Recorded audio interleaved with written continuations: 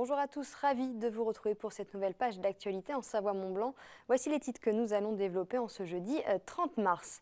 On reparle de la qualité de l'air en Savoie-Mont-Blanc avec 34% de pollution en moins depuis 10 ans. Nos deux départements ne se portent pas si mal que cela et ce malgré le pic de pollution de 36 jours consécutifs en vallée de l'Arve. Nous ferons le point sur la situation et sur les solutions proposées. Et puis, dernier épisode de notre série consacrée aux lacs alpins. Aujourd'hui, direction celui du Bourget, nous irons à la rencontre de David Joly. Il est moniteur de bateau-école et transmet sa passion, vous le verrez. Mais avant de développer ces titres, 9 organisations syndicales appelaient ce jeudi à la mobilisation générale des retraités un peu partout dans le pays. À Chambéry, la manifestation s'est déroulée place du Palais de Justice. Environ 150 personnes étaient présentes pour la défense des droits des retraités. Au cœur des revendications, la progression du niveau de vie des retraités, l'amélioration de la protection sociale solidaire ou encore le combat contre le gel des indemnités de retraite instauré depuis 4 ans. On écoute Renée Laurent, présidente de l'Union départementale des retraités de Force ouvrière, au micro de Sébastien Germain. Depuis que les retraites sont indexées sur les prix de l'INSEE, les retraites sont bloquées et les retraités s'appauvrissent. Il y a à l'heure actuelle 1,2 million de retraités qui vivent en dessous du seuil de pauvreté.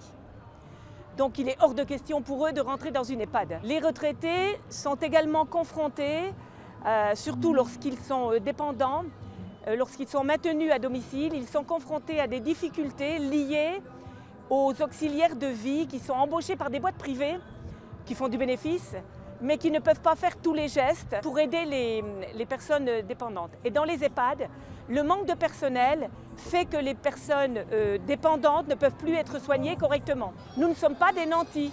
Il y a des retraités qui ont de grosses retraites, mais la majorité, l'immense majorité des retraités, moi j'ai 1100 € par mois. Si je suis seule, je ne peux plus faire face aux différentes dépenses.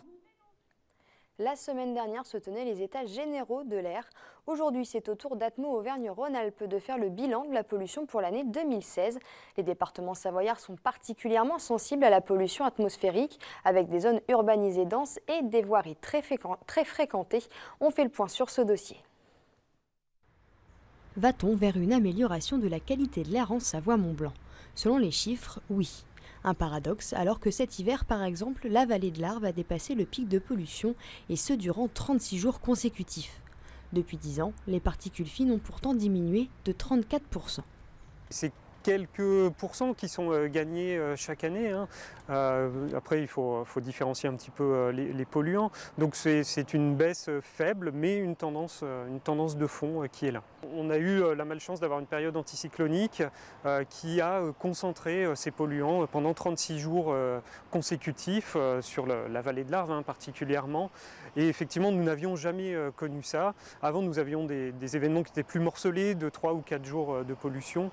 Donc là, oui, pour la première fois, on a eu ce phénomène de grande ampleur. Un phénomène conséquent qui a amené de nombreux habitants à se mobiliser. Ils réclament plus d'action de la part de l'État. Des mesures sont pourtant mises en place pour limiter cette pollution. La baisse de la vitesse sur les routes, la mise en place d'une circulation alternée pour les poids lourds. Insuffisant pour beaucoup, mais tout de même essentiel. Il n'y a pas une bonne action qui permettrait de sortir d'un pic de pollution, mais c'est bien la somme de tout ce qui peut être fait par les particuliers, les collectivités et les industriels qui permettent d'avoir une baisse sur les niveaux mesurés. Les collectivités mettent régulièrement le dossier sur la table. Le fonds Airbois a été créé pour faciliter le remplacement des vieilles chaudières et un probable fonds Air Industrie verra aussi le jour. Des actions sur les normes de construction, la réduction des pertes de chaleur, sur les moyens de locomotion. On essaye de faire en sorte que les modes doux, les modes alternatifs, le covoiturage. L'enjeu majeur de nos territoires, c'est le confort et puis cette qualité de l'air, cette qualité de vie que l'on a en région Rhône-Alpes, et on a à cœur de la proposer aux gens. Donc ce sont des actions que l'on va continuer. Oui. Le sujet de la pollution restera donc un sujet central, encore plus en cette année présidentielle. Pour rappel, chaque année en France, près de 50 000 personnes décèdent à cause de la pollution de l'air. Savoie-Mont-Blanc est une terre d'agriculture. Hier matin, le réseau Regain des Savoies a été renforcé. C'est un réseau partenarial entre la Sécurité sociale agricole des Alpes du Nord, la Chambre d'agriculture Savoie-Mont-Blanc et les conseils départementaux des Deux-Savoies. Plus de 8 ans après la création du dispositif, le principe est toujours le même, détecter et venir en aide aux agriculteurs en difficulté. Les explications avec Olivia Boisson. Aujourd'hui, parmi les 6650 chefs d'exploitation agricole savoyards et haut-savoyards, certains sont en grande difficulté. Une détresse économique, mais aussi sociale, que peu d'entre eux osent exprimer. C'est très difficile pour un agriculteur d'accepter et surtout de faire la démarche de dire « je suis en difficulté, j'ai besoin qu'on m'aide ». Sa première réaction, ça va être de se renfermer sur lui-même et d'essayer de cacher les choses pour que personne ne se rende compte. Et on a des fois des agriculteurs qui... À discuter comme ça, tout va bien, et puis en fait, on apprend par d'autres sources qu'ils ont des difficultés et que en fait, c'est juste une façade, quoi. L'objectif de Regain des Savoies est simple, maintenir l'activité agricole. 238 exploitants sont actuellement accompagnés et guidés. 8 agriculteurs ont décidé de venir en aide à leurs confrères. Ils servent de relais en attendant l'arrivée de techniciens chargés du bilan de la situation. Et le but, c'est vraiment justement de pouvoir déceler des situations le plus tôt possible, parce que plus elles sont décelées tôt, plus c'est facile d'apporter un soutien et un appui. En 2016, une enveloppe de 345 000 € était dédiée à ces aides. Un accompagnement dure au maximum 2 ans et demi. C'est très important pour le Conseil Savoie-Mont-Blanc qui se veut bien entendu être une collectivité de proximité, qui maille le territoire, qui est au plus près dans son action notamment sociale des besoins des populations et de la population agricole. Il ne faut plus somnibuler à redresser des situations qu'il est impossible de faire, et donc on envisage pour certaines situations soit une reconversion si les personnes sont suffisamment jeunes pour pouvoir le faire et capables d'évoluer, soit, si elles sont plus avancées en âge, une solution de pré-retraite. Ce dispositif a été créé en 2009. Depuis, 100 exploitations ont été aidées par les partenaires du réseau. Ils sont disponibles sur les Deux-Savoies afin d'écouter et de venir en aide aux exploitants en difficulté. Troisième et dernier épisode de notre série consacrée au métier des lacs alpins. Nous vous avons fait découvrir un pêcheur du lac d'Annecy, un commandant du Léman.